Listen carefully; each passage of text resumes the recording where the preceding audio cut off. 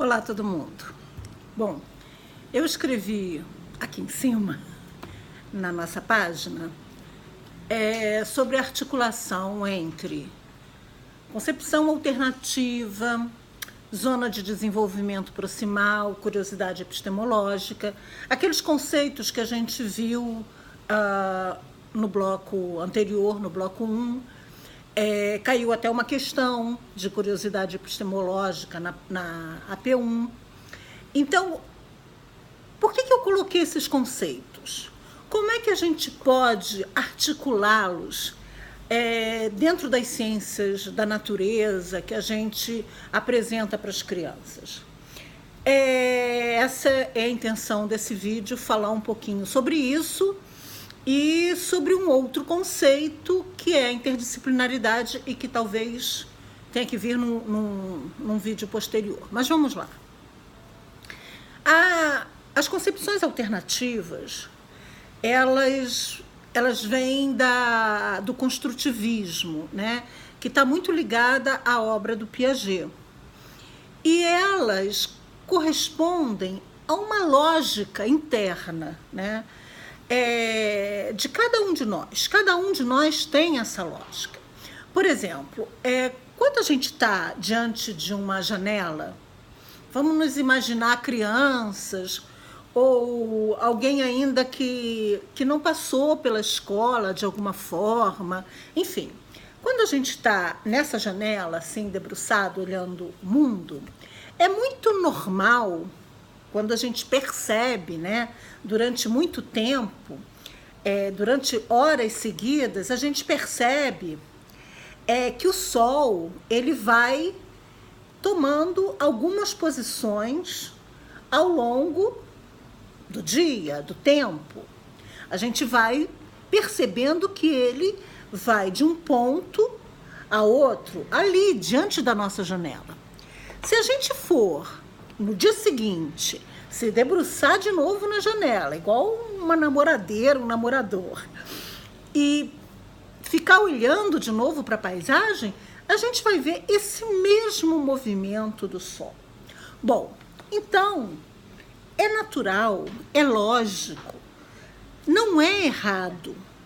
A gente, principalmente as crianças, principalmente aqueles que ainda não tiveram um contato com o ensino mais formal, pensar assim, se eu estou parado, estou aqui na janela e o Sol está se movendo, então o Sol está se movendo em torno de mim. Que foi mais ou menos o que os gregos pensaram, era uma lógica, a lógica de Aristóteles, inclusive. Foi isso que deu a base da teoria, do paradigma geocêntrico, certo? Então essa sensação, essa conclusão, não é ninguém que nos explica. É um resultado de uma lógica que cada um tem. Aquela sensação, por exemplo, quando a gente está andando e que tem a impressão que a Lua está nos acompanhando, que ela está andando também. A gente tem essa sensação. Isso é um resultado, novamente, me repetindo, dessa lógica interna. Então, por exemplo, no caso do Sol, do sistema da teoria geocêntrica, a gente pode bolar diversas brincadeiras em grupo, na turma, e tentar desfazer essa construção dessa lógica interna, ao qual a gente chama de concepção alternativa.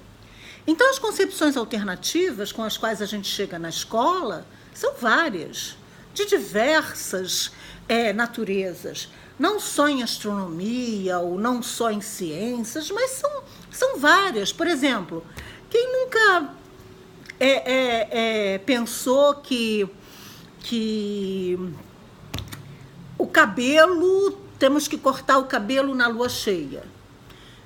É uma cultura, mas mistura um pouco com uma concepção alternativa que a gente tem de que se a lua está grande no céu, está cheia, aquilo vai fortalecer o nosso cabelo.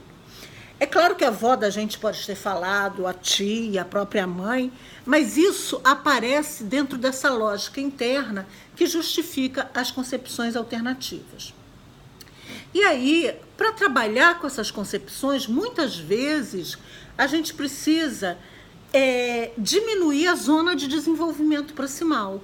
Ou seja, a gente precisa permitir que a criança, ela numa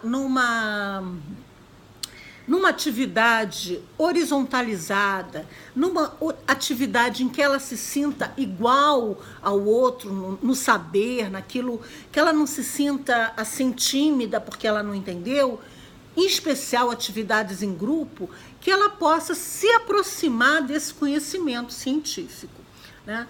Isso é para isso que a gente às vezes vai num museu. Aqui no Rio tem museu de astronomia, num planetário, ou mesmo que a gente faz algum tipo de brincadeira falando sobre o movimento dos planetas, o movimento do Sol e da Lua. Enfim, não é simples, não estou dizendo que é simples, mas é uma possibilidade de articular a concepção alternativa com que o aluno chega na sala de aula, com algumas atividades em grupo, deixando ele se expressar, deixando ele perguntar, para que a gente não bloqueie o quê? Que é o grande barato das ciências da natureza e da vida, eu acho que de uma forma geral. A curiosidade. E é isso que Paulo Freire nos diz, que todos nós temos uma curiosidade ingênua. Pode ser advinda daquela concepção alternativa. Ela é ingênua. E o que a gente, enquanto educador, precisa fazer? Dizer que está errado? De forma nenhuma. A gente precisa entender essa curiosidade ingênua, essa concepção alternativa, trabalhar com ela sem barrar a curiosidade propriamente dita. Porque com o tempo e com o nosso incentivo, a partir de atividades em grupo, atividades no pátio da escola, vendo filmes juntos, a gente pode ajudar a essas crianças a transformarem suas curiosidades ingênuas em curiosidade epistemológica, ou seja, uma curiosidade que vem do conhecer. Então, ela passa a compreender alguma coisa e ela quer conhecer mais, ela quer construir o seu próprio conhecimento, ela quer ser atuante na construção desse conhecimento, dessa episteme. Então, esses três conceitos são muito especiais para as ciências da natureza, tá? E para complementar esse trabalho, muitas vezes e não é fácil fazer o que eu vou falar agora. A gente pode se usar, a gente pode planejar atividades que sejam inter ou multidisciplinares. Então, por exemplo, se a gente está percebendo alguma dificuldade, quem sabe se a gente conversa com a professora de matemática, ou mesmo a gente se utiliza de algumas questões de artes para nos ajudar nas questões que a gente quer trabalhar em ciências da natureza. Eu não sei se ficou claro, mas o que eu estou querendo dizer é que enfrentar, digamos assim, os conteúdos de ciências da natureza com as crianças, ou mesmo em outras fases da vida, mas principalmente nos anos iniciais do ensino fundamental, seja ele de crianças ou de adolescentes e adultos, nesse momento em que esse aluno está lidando com esses conhecimentos da área das ciências, que nada mais é do que o estudo da natureza, dos fenômenos naturais, mas nesse momento é um momento muito, muito precioso da gente não barrar isso que faz com que o ser humano avance, que é a curiosidade. Então, assim, concepção alternativa nos ajuda a conhecer um pouco o aluno.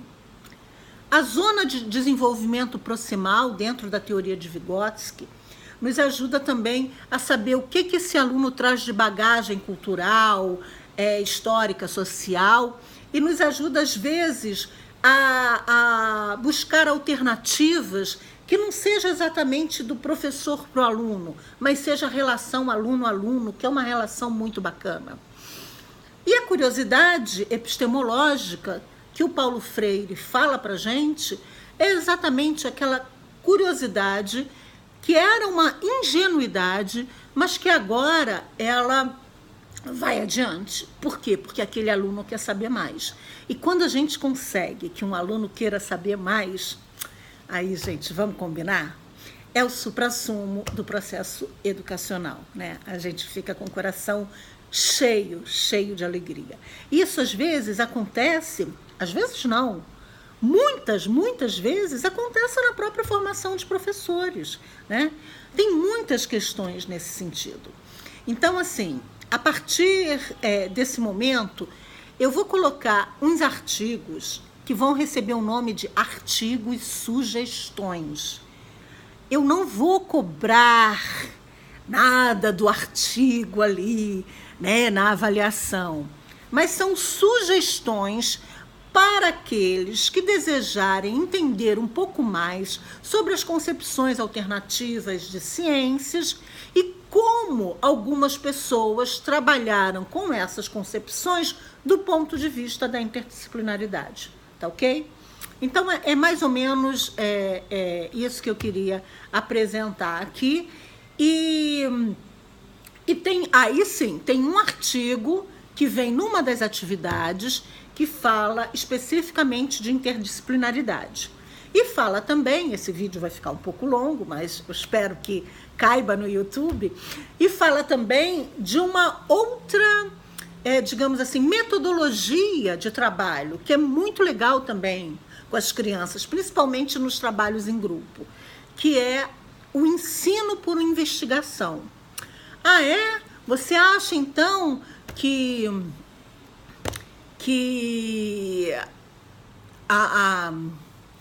o Sol é que gira em torno de você?